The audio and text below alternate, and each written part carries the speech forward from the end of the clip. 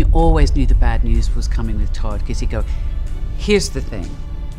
And he said, we're going to lose the orchestra in Dresden, and we have to do all of the conducting first. I do think there's a distinct lack of shame in society at the moment. I think shame is very different to guilt. Guilt is very useless. Blake Lively and Ryan Reynolds' history of undermining fellow Hollywood stars didn't start with the Justin Baldoni scandal, and it's clearly not stopping there. In a Bombshell new interview, Cate Blanchett breaks her silence, offering a chillingly composed account of their behavior. And when someone as revered and unshakably composed as Cate speaks out, it's a sign that the reality is far more toxic than anyone suspected. According to Blanchett, Blake didn't just challenge her legacy, she allegedly co-opted it entirely, then dismissed her without a second thought when confronted. True to form, Cate didn't resort to theatrics. Instead, she began crafting a quiet... It's sometimes good to be really simple. I mean, Matisse says this fantastic thing. It's just, don't try and be original. Just be simple. Anyone even remotely familiar with Cate Blanchett knows her bond with Chanel is iconic, like peanut butter and jam, but make it haute couture. For over a decade, Cate has been the face of the brand, not just as a celebrity ambassador, but as the embodiment of Chanel's core values. Sophistication, prestige, and timeless artistry. She's walked in couture shows, attended exclusive fittings, and in 2021, signed a multi-season deal to lead Chanel's Women in Cinema campaign. As part of that initiative, the brand commissioned a legacy short film, an artistic, black-and-white piece written by Cate's husband, Andrew Upton. The film was minimalist and deeply expressive. 2 women, no dialogue, only pure emotion captured through movement. It was a passion project. The contracts were signed, the production wrapped, everything was set. Then came the premiere. And guess who made an unannounced appearance? Blake. We do have It Starts With Us, so I'm hoping to see you back in the double duty role. I think there are better people for that one. Justin. I think Blake Lively's ready to direct. That's what I think. Ooh. So, yeah. Justin said he doesn't know if he'd be game to direct the next one, but perhaps Blake would. Is that something that you would entertain? Oh, absolutely. I think that whoever decides to take charge of the next one would do it justice. But, it's a lot of people to get the same schedules together again, so we'll see. Oh, absolutely. She's so capable of that. She is a powerhouse. She could do literally anything. But that wasn't the end of it. Behind the scenes, Blake Lively was allegedly making even bolder moves, this time targeting It Ends With Us. According to insider reports, Blake went behind Justin Baldoni's back to personally lobby author Colleen Hoover for the right to direct the sequel. This wasn't some spur-of-the-moment idea. It happened before any of the lawsuits had been filed. Here's where things get murky.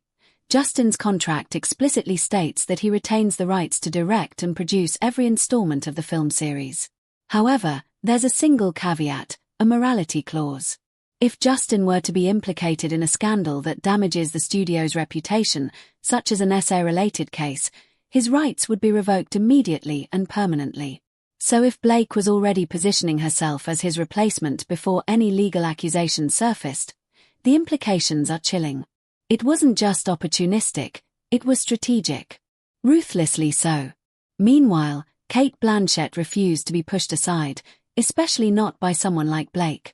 She stood her ground with... There was an article recently saying that Leighton and I were frenemies. And it's... Frenemies? Is that the new term, frenemies? Yeah, we're friends, but we're also enemies. And it's really strange because they always want to pit women against each other. You don't hear about, Penn and Chase hating each other and being jealous and competitive. 2 seconds later. I think I'm just brunette because of the books. And everyone knows blondes are nicer anyway. A moment by me. Remember Savannah. It was another promise was no pet monkey. Yeah. Chuck has a matching pet monkey with coordinating outfits, and I was like, I would love to be part of the show, but I can't act with a monkey. And then I got a few of them. Come on, it was a joke. Lord have mercy. Your wardrobe? That is important. Very good. It's very important. This is wardrobe. This is wardrobe. This was on the return rack. I think it was hers. So I had to go and slip them cash to wear it today. The joke wasn't just tone deaf, it was mean. And you didn't need to be a body language expert to catch it. Her co-stars were visibly uncomfortable, shifting in their seats, offering the kind of forced chuckles people give when they're trying to keep the peace. As always, it was brushed off with the same tired refrain, "That's just Blake being Blake." But what most viewers didn't know was that Blake had allegedly spent years antagonizing Leighton Meester behind the scenes during Gossip Girl. In 2017, executive producer Joshua Safran tried to downplay the rumors, chalking it up to different personalities. But when the old interview clip resurfaced and began circulating again, fans weren't buying the quirky girl deflection anymore. And it wasn't just Leighton. Actor Armie Hammer, who had a brief run on Gossip Girl, once described Blake's behavior on set as pure diva. Everything had to be on her terms. Minor delays. Meltdowns. Creative differences. Instant shutdowns. During a later appearance with Andy Cohen, Armie alluded to the experience, trying to laugh it off, but his discomfort was clear. His smile didn't reach his eyes. What began as whispers had become a pattern. Blake Lively's reputation wasn't built on one misstep, it was shaped by a years-long habit of controlling environment. About much. And the more I do in a way, I think the less I know. And I've had a very eclectic and strange career that has taken me many places.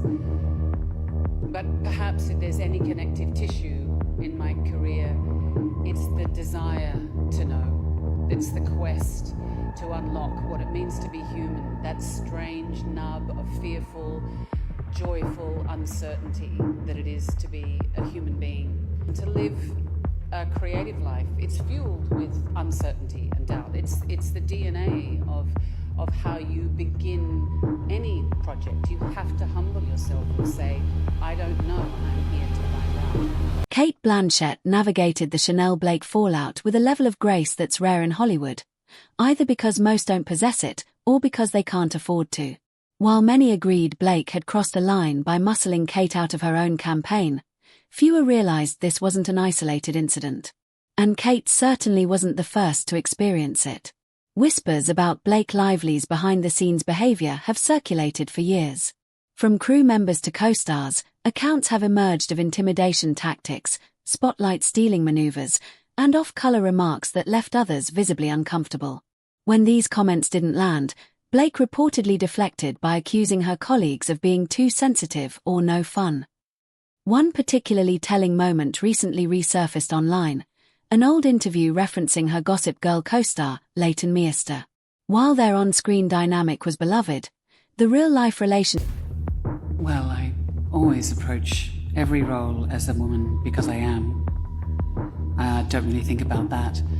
I do think there's a distinct lack of shame in society at the moment. I think shame is very different to guilt. Guilt is a very useless emotion. I don't know what you do with that. But shame and regret and the lessons one can learn from that are, I think, are very powerful. Look at these. They match my outfit. Look at those nails. Wow. Aren't they incredible? Those are amazing. I had time for that. I literally did it while at work. It was a little chaotic. It was worth it. Hello. In June 2023, Cate Blanchett and her husband, Andrew Upton, debuted a new two-person play at the Sydney Theatre Company. Written entirely by Andrew and directed by Cate, it wasn't a flashy comeback or some calculated PR redemption tour after the Chanel fallout. There were no red carpets, no media blitz, no headlines begging for clicks. They weren't chasing attention, they were chasing the work. The premiere was intimate, almost deliberately low profile. The audience, a small crowd of cinephiles, theatre purists, and those who cared deeply about craft, not spectacle. But here's where things got interesting. The play was originally titled Lines That Weren't Meant to Be Read, a contemplative, possibly autobiographical nod to the unspoken, the overlooked, the erased. But shortly before opening night, the title quietly changed. It became The Credit. And for those who had been paying attention, the shift didn't feel coincidental. To many, it read as a quiet, deliberate signal, a pointed, poetic response to the Blake Lively Chanel controversy.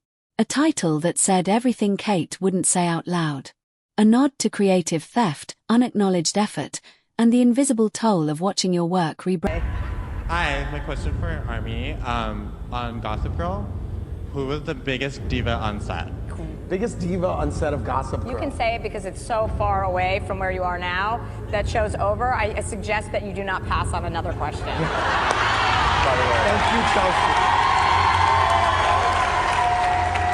I wish I could take all of my passes back and use them all right now. Yeah. Let me just say, that was a tough show to film, and I didn't end up actually filming all of the episodes I was supposed to because it was such a tough film. Really? Literally, you said, get me out of this. It was also like, get him out of here. Yeah, oh, really? Yeah. So it just literally was that. Whose love interest were you? I was Blake Lively's love interest. You were? Yeah.